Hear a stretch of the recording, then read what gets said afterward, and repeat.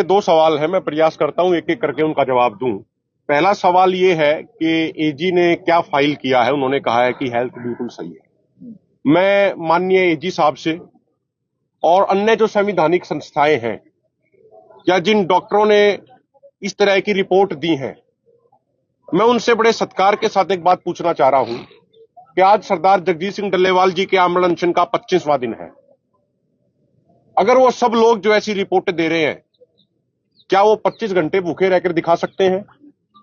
हम बात कर रहे हैं 25 दिनों की।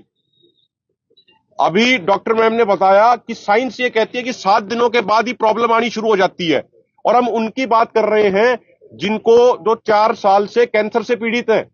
और आज जो रिपोर्ट पेश करी गई है उसमें भी ये लिखा गया है कि पीएच से उनका नॉर्मल से बढ़ रहा है। जो पीएच से टेस्ट की रिपोर्ट आई है, यूरिक एसिड भी लगातार बढ़ रहा है। बाकी डिटेल्ड रिपोर्ट हमारे पास आ जाएगी, उस पर भी हम चर्चा करेंगे। और मैं एक बात और उनसे पूछना चाह रहा हूं, ये तमाम डॉक्टरों से जो ये बातें कह रहे हैं, तमाम पदाधिकारी गण, तमाम संवैधानिक संस्थाओं पे बैठे लोग, चाहे केंद्र सरकार हो, चाहे राज्य सरकार हो, चाहे माननीय सुप्रीम कोर्ट हो, क्या वो इस बात की गारंटी लेने को तैयार है कि जगजीत सिंह डल्लेवाल जी को कुछ नहीं होगा? कल जिस तरीके की स्थिति बनी थी वो तो सबके कैमरों में रिकॉर्ड है, उसे कौन नकार सकता है कि 12 से 15 मिनट तक वो बेहोश रहे थे, उनके हाथ पैर भी रिप्लाई नहीं कर रहे थे। वो डॉक्टरों की जो हमारी टीम बैठी है, इन एक्सपर्ट डॉक्टरों ने पैरों की मूवमेंट करके, मसाज करके उनको धीरे धीरे उनका बीपी बढ़ाया, नहीं तो उनका बीपी इतना कम चला गया था कि मशीन ने डिटेक्ट करना बंद कर दिया था। अगर वो डॉक्टर ऐसा कह रहे हैं कि कुछ नहीं हुआ, सब कुछ ठीक है, तो वो लिखित में हमें गारंटी दे दें इस बात की कि इनको कुछ नहीं हुआ है, हम जिम्मेदारी लेते हैं। अगर वो ऐसी गारंटी लिखित में दे सकते हैं तो उनका स्वागत, आके वो लिख के दे। अदरवाइज इस तरीके की मुझे लगता है एक ये ऐसी टिप्पणी है कि जिसमें ना तो इंसानियत की वो आ रही है, ना उसमें कोई संवेदनशीलता की वो आ रही है। उनको अपनी टिप्पणी जिन शब्दों का वो इस्तेमाल करें, वो उनको थोड़ा सोच समझ के, चाहे एजी साहब हो, चाहे और वकील साहिबान हो, चाहे डॉक्टर हो, उनको थोड़ा सा उस पे मानवता को ध्यान में रखते हुए, इंसानियत को ध्यान में रखते हुए करना चाहिए। दूसरा सवाल जो आपका आया था कि माननीय सुप्रीम कोर्ट ने कहा कि भाई जरूरत पड़ने पे इनको हॉस्पिटल में शिफ्ट किया जाए। देखिए, हम बिल्कुल स्टैंड बिल्कुल क्लियर कर दें, किसी भी सूरत में, किसी भी कीमत पे सरदार जगजीत सिंह डल्लेवाल जी ये स्टेज, ये मोर्चा नहीं छोड़ेंगे। जहां पर वो अभी हैं वो वहीं रहेंगे। उन्होंने अभी भी ये संदेश दे के हमें भेजा है कि मैं कुर्बानी देने के रास्ते पे मैं चल पड़ा हूं, मेरा 25वां दिन है। अब मंजिल जो इस रास्ते की है वो ये है कि या तो सरकार एमएसपी कानून बना देगी या फिर इसी धरती पे मेरी कुर्बानी होगी।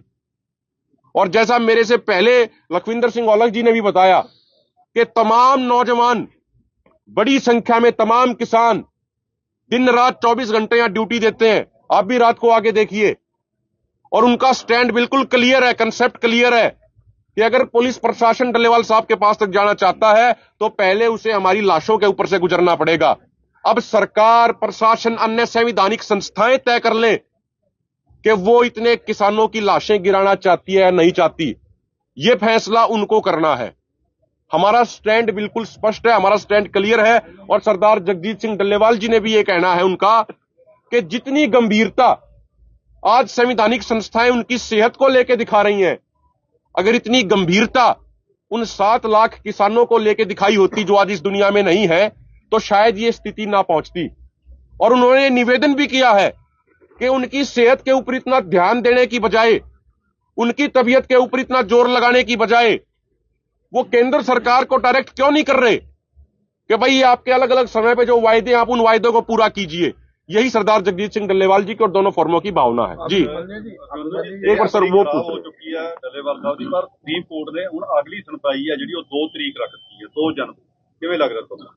देखो, हम सिर्फ एक बात कहना चाह रहे हैं, आज हमारी पूरी लोकतांत्रिक प्रणाली के ऊपर भी एक बड़ा सवाल है। वो सवाल मैं इसलिए कह रहा हूं, वो सवाल भविष्य का है। वो सवाल ये है कि यदि देश का पेट भरने वाले किसान की अपनी मांगे पूरी कराने के लिए, खुद से हुए वायदे पूरे कराने के लिए अगर भूखे रहकर उनकी शहादत या कुर्बानी हो जाती है, तो मुझे लगता है हमारे पूरे सिस्टम में कोई भी ऐसी संस्था नहीं बचेगी जिसके ऊपर एक सवालिया निशान ना खड़ा हो। बाकी माननीय सुप्रीम कोर्ट हमारे लिए बड़े सत्कार के योग्य है, सम्मान के योग्य है, और इसीलिए सरदार जगजीत सिंह डल्लेवाल जी कल नाजुक हालत में होने के बावजूद वीडियो कॉन्फ्रेंस के माध्यम से जुड़े थे। वो अलग बात है कि 12 से 15 मिनट तक वो जुड़े, लेकिन उनको अपनी बात रखने का समय नहीं दिया गया।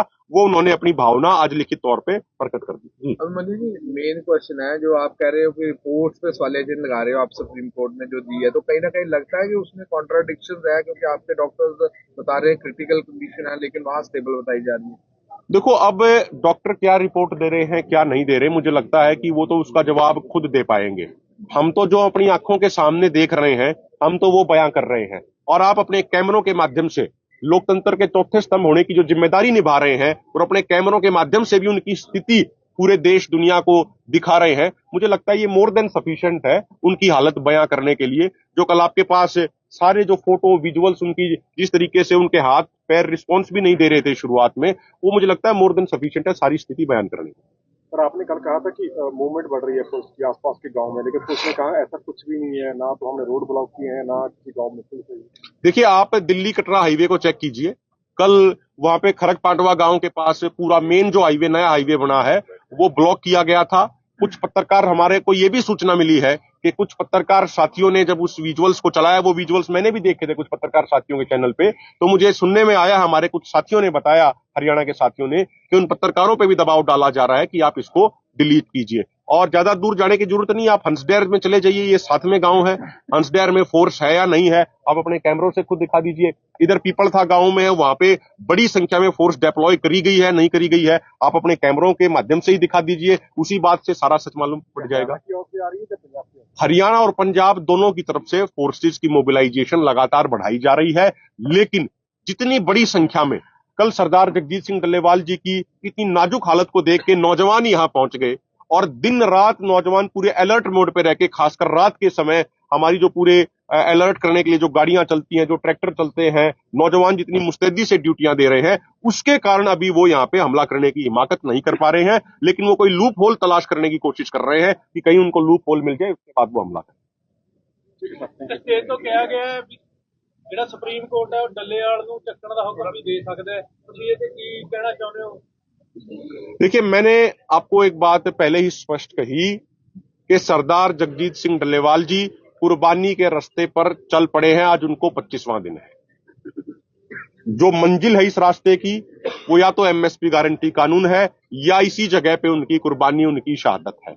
इसके अलावा वो कोई तीसरा ऑप्शन उस मंजिल के लिए है नहीं। बहुत बहुत धन्यवाद।